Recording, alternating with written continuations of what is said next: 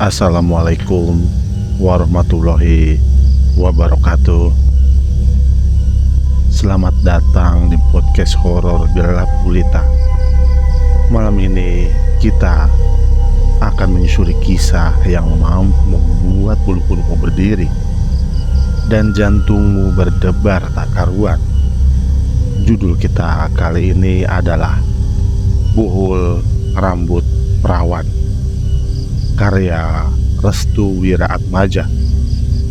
Bagi yang ingin baca langsung ceritanya, saya lampirkan linknya di kolom deskripsi ya.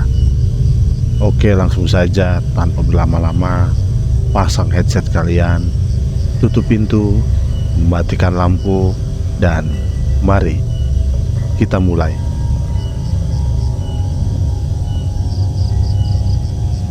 Sebuah gubuk tua yang berada di ujung desa dengan perkebunan jati yang mengelilinginya tampak berdiri penuh dengan kengerian. Suara langkah kaki yang menginjak dedaunan kering berjalan ke arah gubuk tersebut. Di tangannya sudah terpegang beberapa helai rambut seorang wanita. Foto cantik wanita tersebut hingga potongan kain kafan. Pria yang terpesona dengan kecantikan wanita itu mulai tidak terima ketika harga dirinya diinjak-injak oleh wanita yang dicintainya. Dia mengadu nasib dan mencoba menghakimi wanita tersebut ke seorang dukun. "Mbah, saya mau santet wanita ini." "Siapa namanya?" "Surti bin Surman." Pria itu mengeluarkan kresek hitam berisi segepok uang. Ia menyerahkannya secara cuma-cuma ke dukun itu untuk menjalankan tugasnya dalam memberikan rasa sakit yang setimpal kepada wanita yang dulu pernah dicintainya.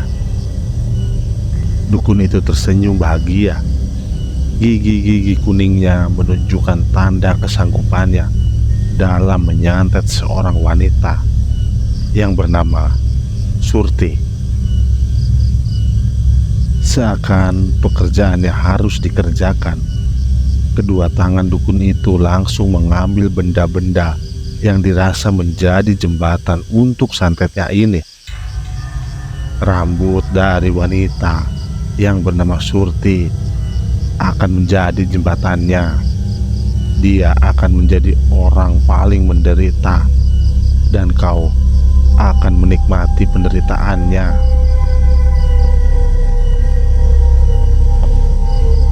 Satu hari kemudian, seorang wanita dengan rambut yang tak terurus berteriak dan melolong kencang seperti anjing di pojok kamar. Kedua tangannya terluka parah, bengkak, dan tepat di pergelangan tangan terdapat bekas cakaran. Mulutnya terus mengeluarkan air liur yang berbau busuk. Akan tetapi, tiap kali ada orang-orang yang membuka pintu kamarnya, ia menolak orang-orang datang ataupun sekedar menjenguknya. Dalam kegelapan malam dan lembabnya kamar, wanita itu terus berteriak, "Aku bakal mati.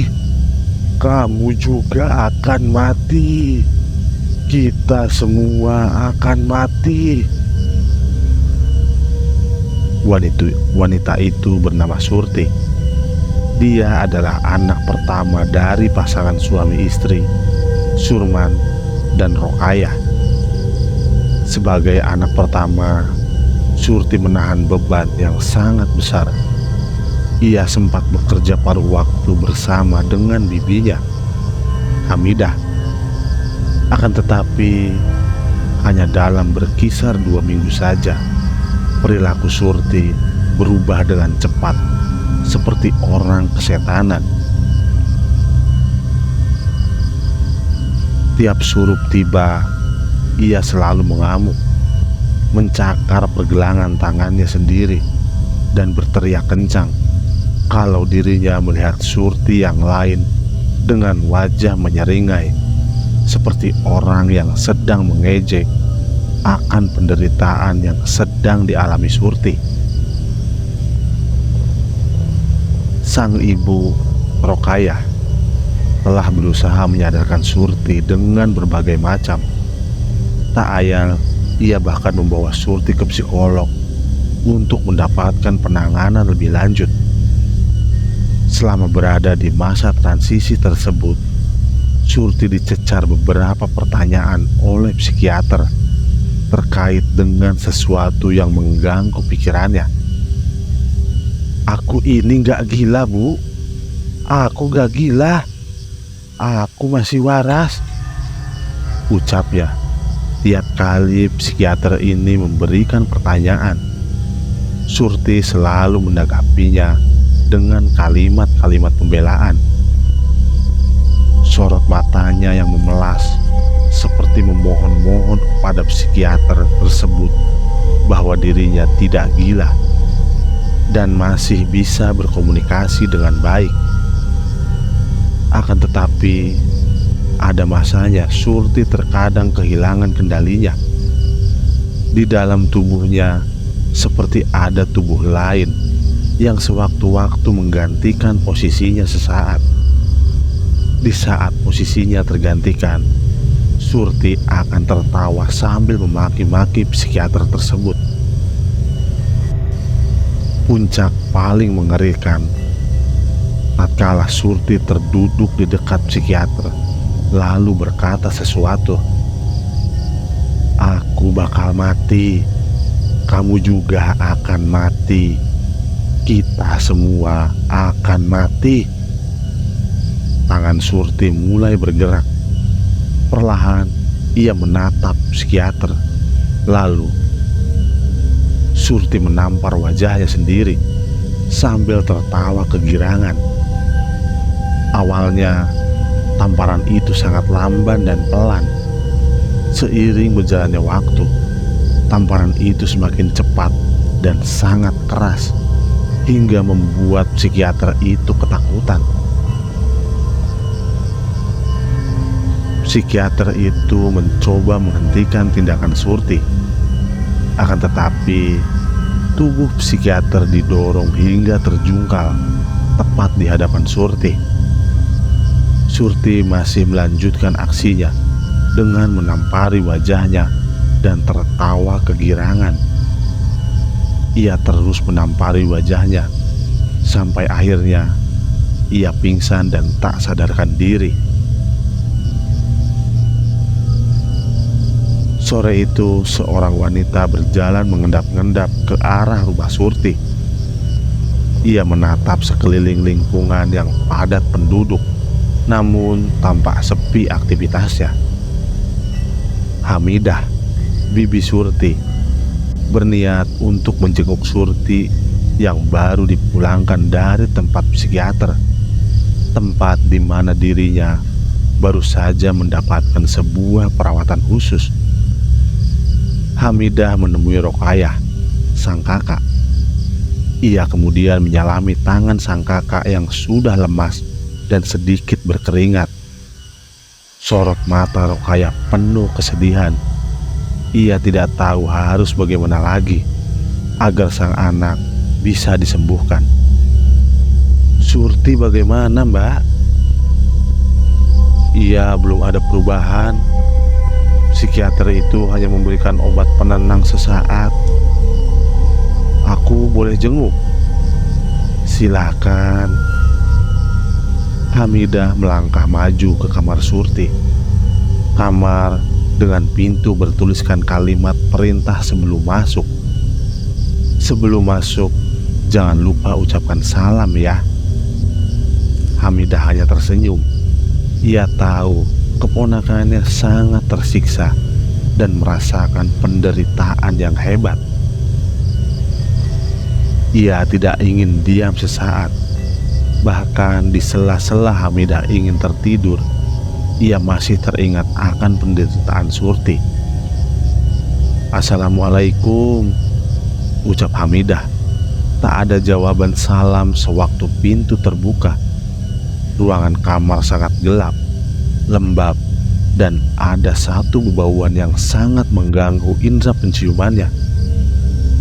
Bau pesing air kencing tercium tajam di kamar itu. Hamidah menutupi hidungnya dengan kain panjang dari hijabnya. Tangannya merogoh kocek celana. Ia seakan mengeluarkan sebuah jimat untuk menangkal hal-hal yang menjadi serangan kejut dari Surti. Sebuah tasbih dari Koka telah digenggam kuat oleh Hamidah di tangan kanannya. Mulutnya bergerak-gerak seolah sedang membaca doa-doa pelindung. Matanya tertuju ke segala arah.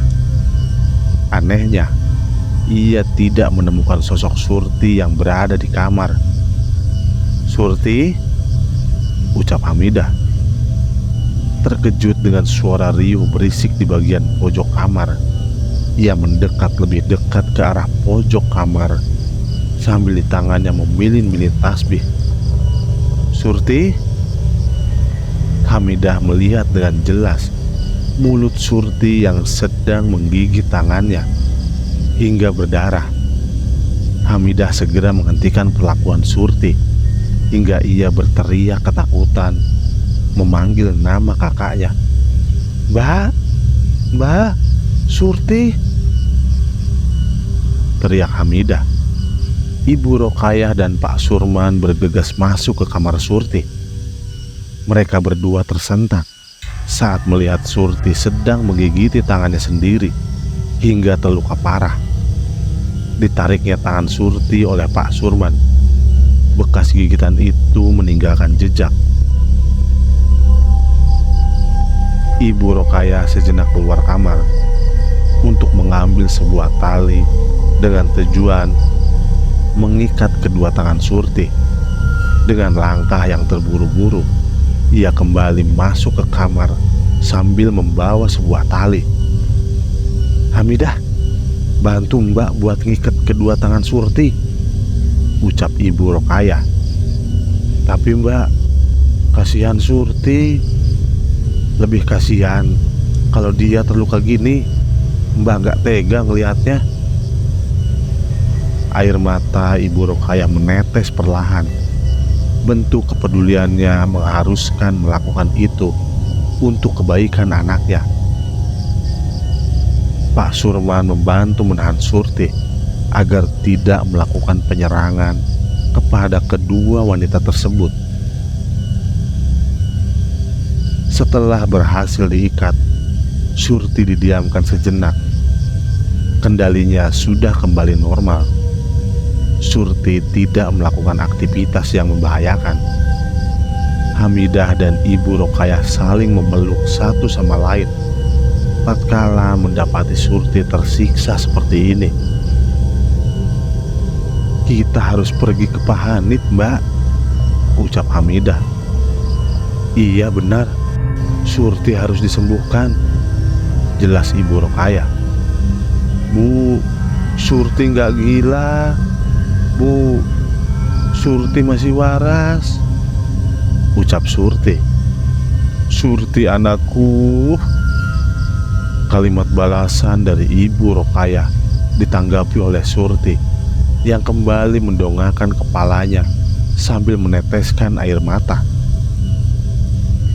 Baru saja tangan Ibu Rokayah ingin mendekat, tiba-tiba tatapan mata Surti kembali berubah. Tatapannya seperti orang yang sedang dirasuki, sangat tajam dan tertuju kepada satu objek yang ingin dia serang. Mulut Surti langsung bergerak dan hampir menggigit tangan Ibu Rokayah. Untungnya Pak Surman menahan kepala Surti hingga bagian kepala Surti terdorong ke bawah menyentuh lantai. "Pak, jangan kasar-kasar sama Surti. Kasihan dia," teriak Ibu Rokayah. "Dia bukan Surti, Surti dirasuki, Bu, ucap Pak Surman. Hamidah bergegas keluar dari kamar. Ia berniat untuk memanggil Pak Hanif, salah seorang ustadz di kampung Surti yang seringkali berurusan dengan hal-hal gaib. Langkah kakinya mulai dipercepat. Hamidah tidak ingin ada kejadian mengerikan lagi yang dilakukan oleh Surti. Setibanya di tempat Pak Hanif, Surti segera mengetuk pintu. Dari dalam pintu keluar seorang pria mengenakan sarung dan kaos oblong berwarna putih. Hamidah langsung menundukkan kepalanya dan mengucapkan salam. "Assalamualaikum Pak Ustadz, maaf mengganggu." "Waalaikumsalam. Ada apa Hamidah?" "Surti Pak Ustadz, dia terkena santet." "Santet?" "Iya Ustadz, Surti keponakan saya. Ia mengamuk-ngamuk tidak jelas. Seringkali mulutnya menggigiti tangannya sendiri. Sudah kami bawa ke psikiater dan diberi obat penenang, tapi saya yakin Surti masih sehat secara fisik. Ia tidak memiliki trauma apapun," jelas Hamidah. "Apakah ada salah seorang yang pernah ditemui Surti atau menemui Surti beberapa hari sebelum kejadian?" tanya Pak Hanif. Hamidah mencoba mengingat-ingat kejadian beberapa hari lalu sebelum Surti menjadi berubah seperti orang yang tidak waras. Ia bahkan memegangi kepalanya untuk membantu mengingat-ingat momen beberapa hari yang lalu. Hingga akhirnya ingatan Hamidah tertuju kepada salah seorang pria yang bernama Roy. "Saya ingat Pak Ustadz, beberapa hari yang lalu dia menolak seorang pria di tempat kerja. Memang secara penolakan yang dilakukannya kurang baik, tapi dia juga merasa risih karena ulah pria yang menyukai Surti sudah kelewatan batas," jelas Hamidah. "Siapa pria itu?" "Roy namanya. Satu pekerjaan dengan Surti." "Benar Pak Ustadz." Pak Hanif kemudian beranjak bangkit. Ia meminta kepada Hamidah untuk menunggu sejenak. Hamidah hanya mengangguk paham. Ia menunggu sembari menatap sekeliling rumah Pak Hanif yang dikelilingi pepohonan lebat. Tak berselang lama, keluarlah Pak Hanif dengan mengenakan sarung dan baju koko putih yang sudah sedikit luntur. Pak Hanif seperti telah melihat penggambaran dari seorang pria yang bernama Roy yang disebutkan oleh Hamidah. "Ayo berangkat sebelum terlambat." Pak Hanif memimpin jalan lebih depan. Hamidah berada di belakangnya. Mereka berdua mempercepat langkahnya untuk segera membantu Surti. Setibanya di rumah Surti, Pak Hanif langsung disambut oleh Pak Surman dan Ibu Rokayah. Keduanya tampak kelelahan menahan amukan Surti. "Di mana Surti?" "Di kamar Pak Ustadz." Langkah tegap Pak Hanif mulai mendekat ke kamar Surti. Akan tetapi ia merasakan hawa yang tidak biasa dari dalam kamar. Ia kemudian meminta kepada Hamidah untuk memasak air hangat. "Masak air hangat?" "Siap Pak Ustadz." Ibu Rokayah dan Pak Surman langsung mendekati Pak Hanif. "Pak Ustadz, apakah Surti bisa diselamatkan?" "Hamidah sudah cerita semuanya. Anakmu terkena santet. Jenisnya santet kodam. Santet ini bertujuan merasuki wadah korbannya dan menakuti orang-orang rumah. Di sela-sela obrolan tersebut, Hamidah datang membawa air hangat yang dia wadahi dengan baskom. Letakkan dekat pintu. Hamidah mengikuti perintah Ustadz Hanif. Sebelum memulai proses pengeluaran sosok yang mendiami tubuh Surti, Ustadz Hanif meminta kepada Ibu Rokayah untuk mengambil beberapa helai rambut Surti. Rambut itu nantinya diletakkan di dalam baskom berisi air hangat, dan proses pengeluaran pun dimulai.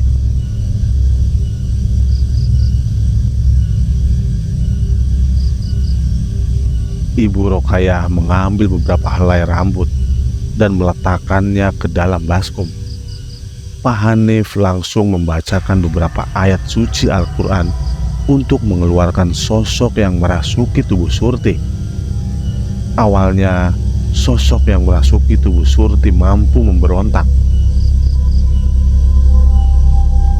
Setelah Pak Hanif memerintahkan Ibu Rokayah untuk menyiram air hangat yang sudah mendingin itu ke tubuh Surti, sontak saja sosok itu seperti orang kepanasan. Buka ikatan talinya, biarkan terbuka saja. Pak Surman membuka ikatan tali dan membiarkan Surti menggeliat seperti orang kepanasan. Namun tidak lama kemudian, Pak Hanif segera berlari ke arah depan rumah. "Ambilkan aku cangkul, cepat!" teriak Ustadz Hanif. Pak Surman selaku kepala keluarga yang siap siaga mengambilkan cangkul untuk Ustadz Hanif. Tangan Ustadz Hanif menerima dengan cepat cangkul itu. Lalu ia bergegas menggali tanah yang dirasa sebagai tempat penyimpanan buhul. Lihatlah, ini ulah manusia yang bersekutu dengan Allah. Isi dari buhul tersebut adalah tulang belulang, rambut, dan juga beberapa jarum karat. Ustadz Hanif berencana membakar buhul itu. Pak Surman menyiapkan perapian untuk membakar buhul yang menjadi jembatan santet dari tersiksanya Surti.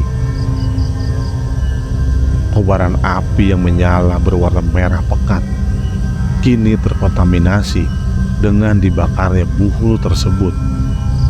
Api mendadak padam, mengeluarkan asap hitam yang menciptakan bebauan busuk. Lalu dari dalam rumah, suara teriakan Surti terdengar jelas. Pak Hanif langsung berlari ke dalam rumah. Ia melihat Surti merasa kesakitan, seperti orang yang terkena tusukan. Ibu Rokayah dan Hamidah mulai panik. Akan tetapi, atas saran dari Pak Hanif, ia meminta untuk bersama-sama membaca ayat suci Al-Quran untuk menghilangkan sisa-sisa energi yang masih tersiksa. Terlepas dari itu semua, akhirnya Surti kembali tenang. Ustadz Hanif berhasil mengeluarkan sosok kiriman lewat santet Khodam itu sirna. Atas hal ini, Pak Hanif meminta kepada kedua orang tua Surti untuk bergegas membawa Surti ke rumah sakit agar luka-lukanya bisa disembuhkan dengan cepat. 2 minggu kemudian, Surti berhasil keluar dari rumah sakit. Selain fisiknya yang harus dibenahi, mental dan pikiran Surti juga wajib disembuhkan. Berkat bantuan Pak Hanif dan yang lainnya, Surti berhasil terbebas dari santet Khodam yang mengikatnya.